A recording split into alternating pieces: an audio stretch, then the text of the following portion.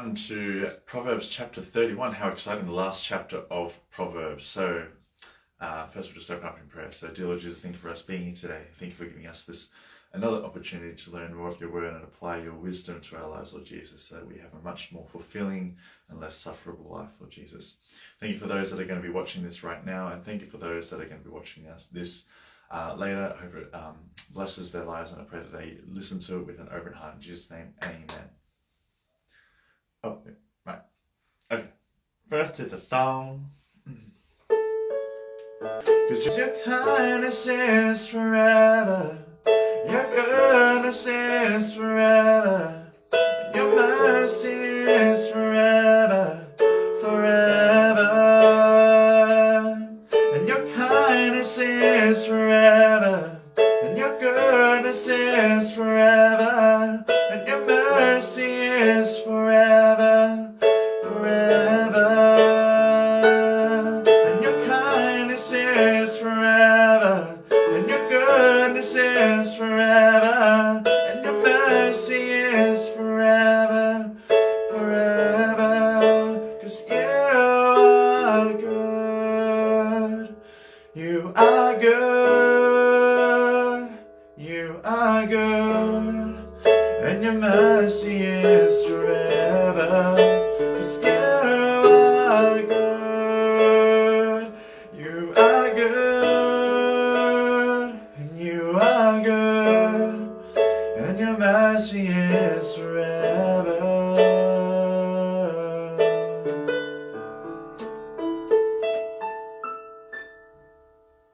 Well, thank you very much for listening. Oh, hello, Leanne. Welcome. Welcome, Brett. Who else is watching? Just you two at the moment. Very good. All right, chapter 31, Proverbs. Proverbs chapter 31. Oops. Only 31 verses. Well, that's interesting. Chapter 31, and there's 31 verses in chapter 31. How funny. Grab some water there to moisturize my vocal cords. All right, so last chapter, sayings of King Lemuel. Don't know how to pronounce that properly. Verse 1. The sayings of King Lemuel contain this message, which his mother taught him. O my son, O son of my womb, O son of my vows, do not waste your strength on women, on those who ruin kings. It is not for kings, O Lemuel. Am I going to have to repeat this name the whole way through? Because I'm going to be so annoyed if I have to. It is not for kings, O Lemuel, to guzzle wine. Rulers should not crave alcohol. Interesting. For if they drink, they may forget the law and not give justice to the oppressed. Alcohol is for the dying, and wine for those in bitter distress. Let them drink to forget their poverty and remember their troubles no more. And right there, she's basically saying, allow them to forget their poverty, allow them to remember their troubles no more, as in allow them to escape. And that's a form of escapism. They're using alcohol to escape from their misery, so to speak, or their suffering. Verse 8. Speak up for those who cannot speak for themselves. Ensure justice for those being crushed. Yes, speak up for the poor and helpless and see that they get justice. So basically her advice is for those that are being oppressed, for those that are not receiving justice, make sure that you, in your power, try your best, or, make sure they do get justice. Make sure these people are relieved from oppression. And if if they've lost their voice, you be their voice for them. Who can find a virtuous and capable wife? She is more precious than rubies. Her husband can trust her, and she will greatly enrich his life. She brings him good, not harm, all the days of her life. She finds wool and flax and busily spins it. She is like a merchant's ship, bringing her food from afar. She gets up before dawn to prepare breakfast for her household and plan the day's work for her servant girls. She goes to inspect a field and buys it. With her earnings, she plants a vineyard. Sounds like she's a great businesswoman. Where can I find this person? She is energetic and strong, a hard worker. She makes sure her dealings are profitable. There you go. Business-minded. She is the business. She runs the business. There you go, queens.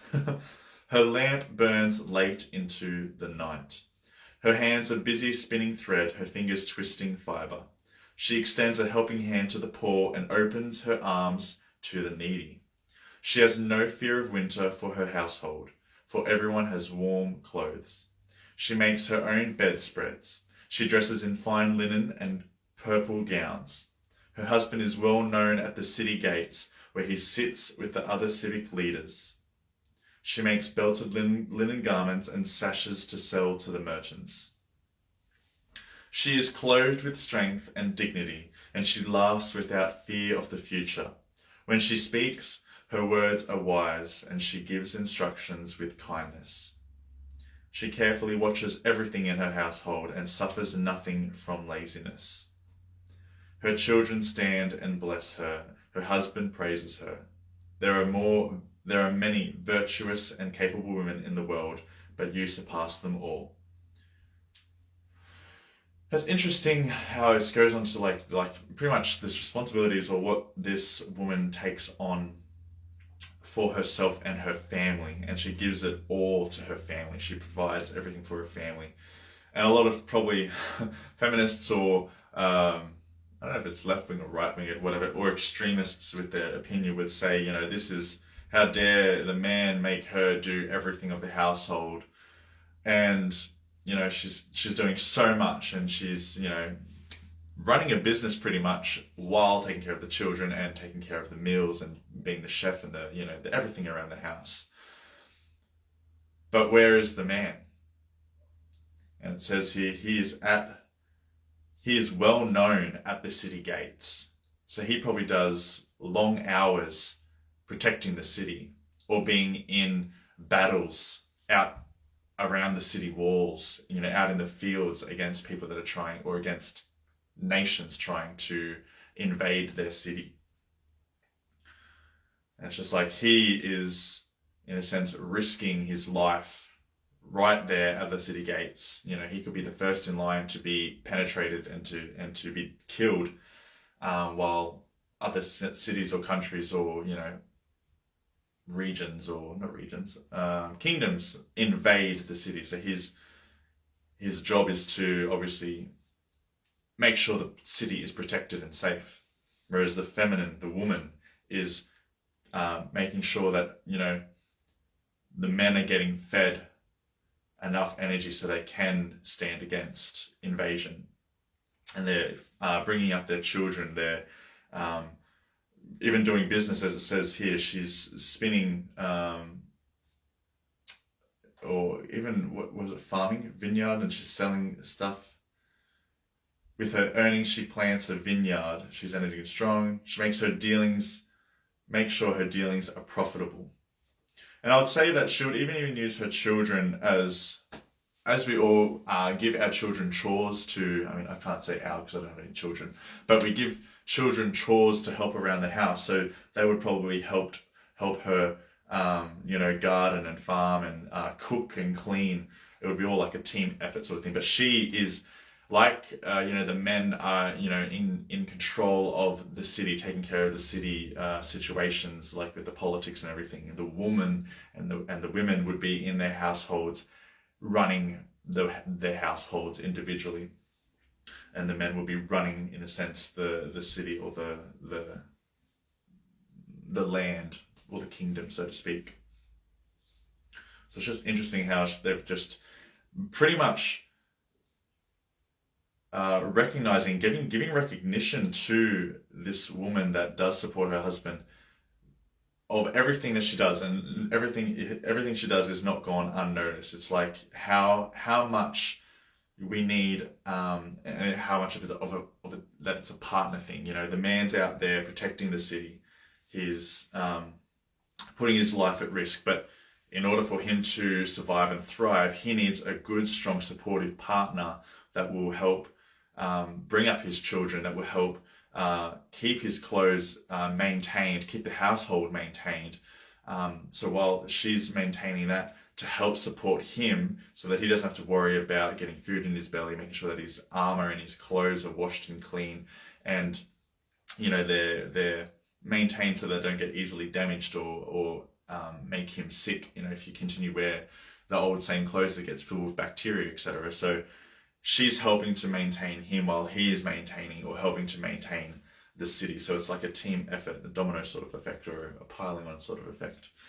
And they're in these few verses. It's quite 15, I would say, from number 10 all the way to 29. So that's 19 verses of just recognizing, giving her recognition and praise, because she is the stone in a sense, or the stronghold for the household and the foundation of his life, sort of thing, and sort of like acknowledging that. So it's quite interesting.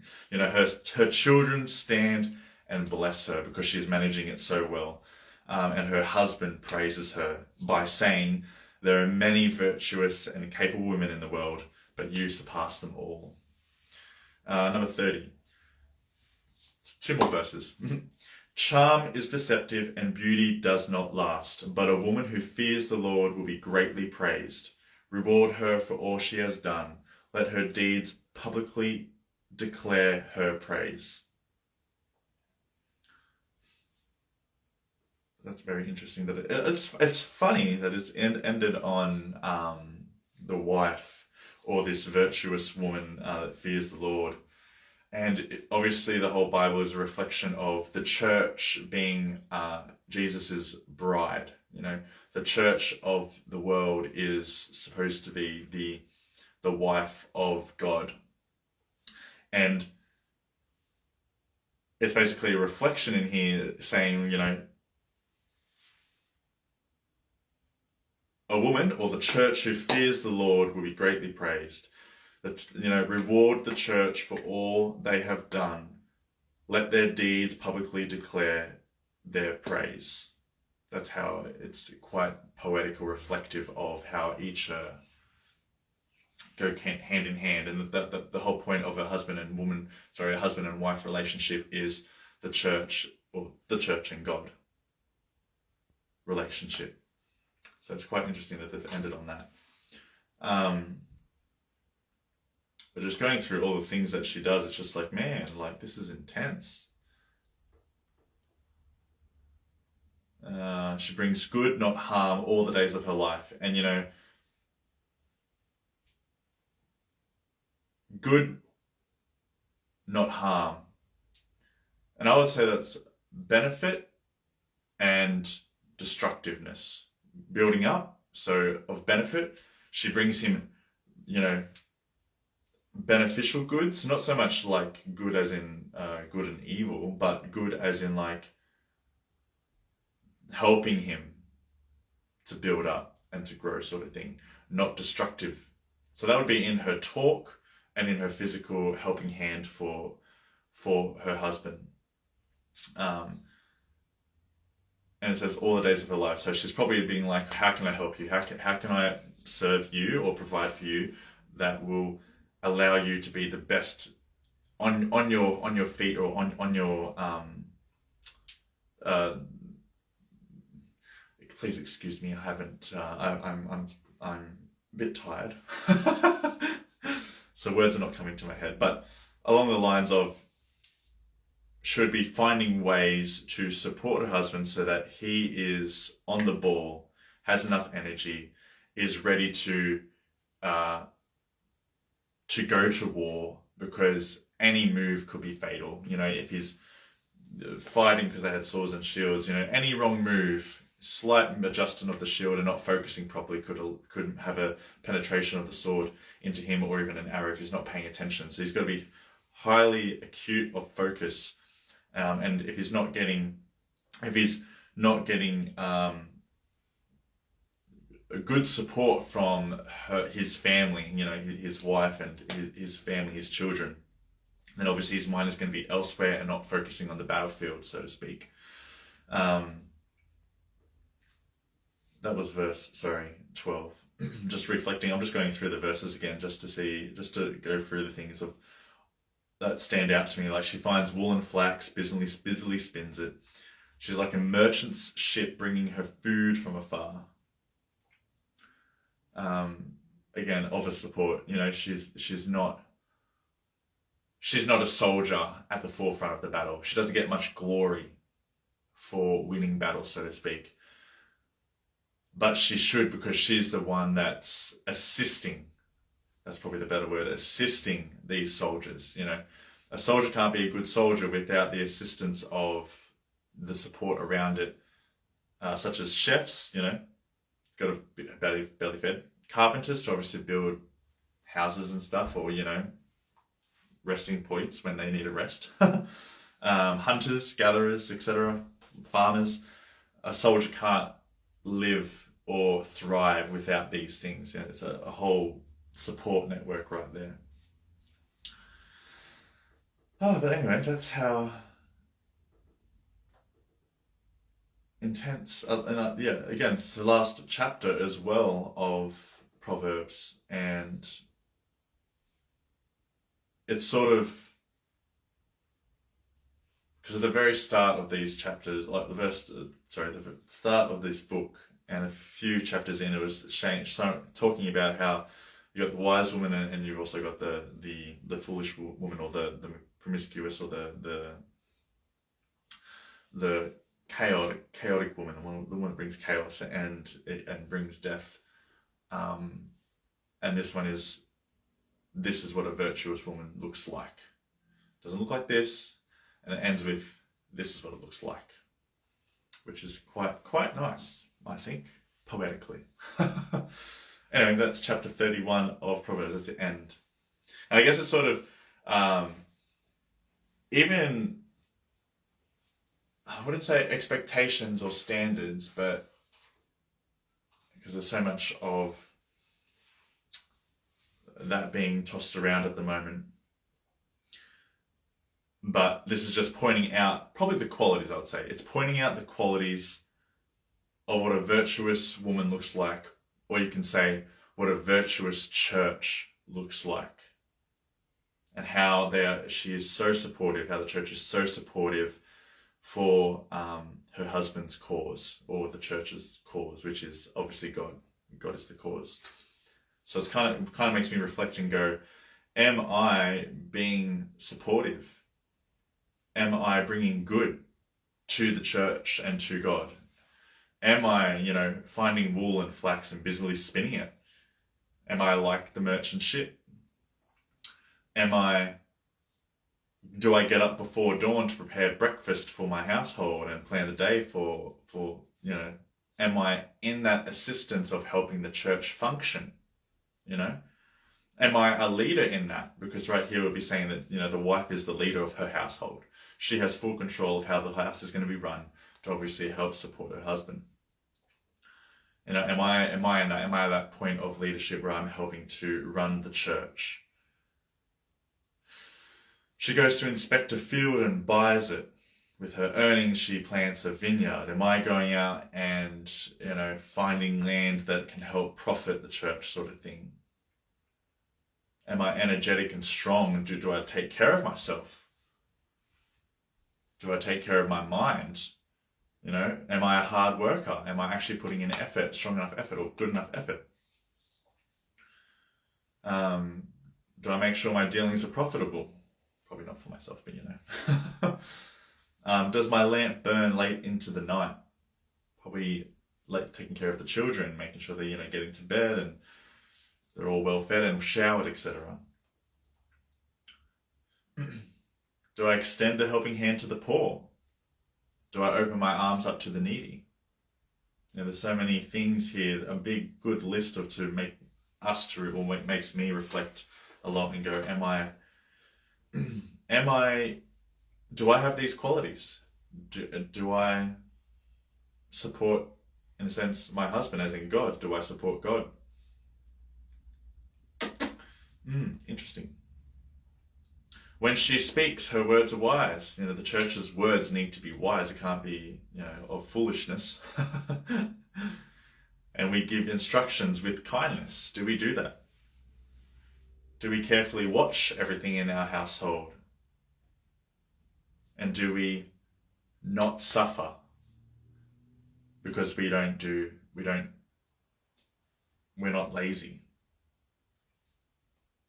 Because obviously suffering comes from laziness. If you don't put in the work, you're going to suffer the consequences of not being prepared or not being adequate enough to take on the challenges in the day.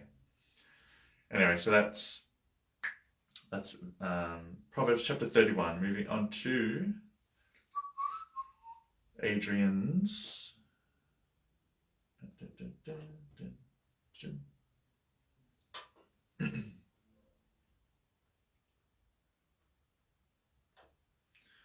Number 31.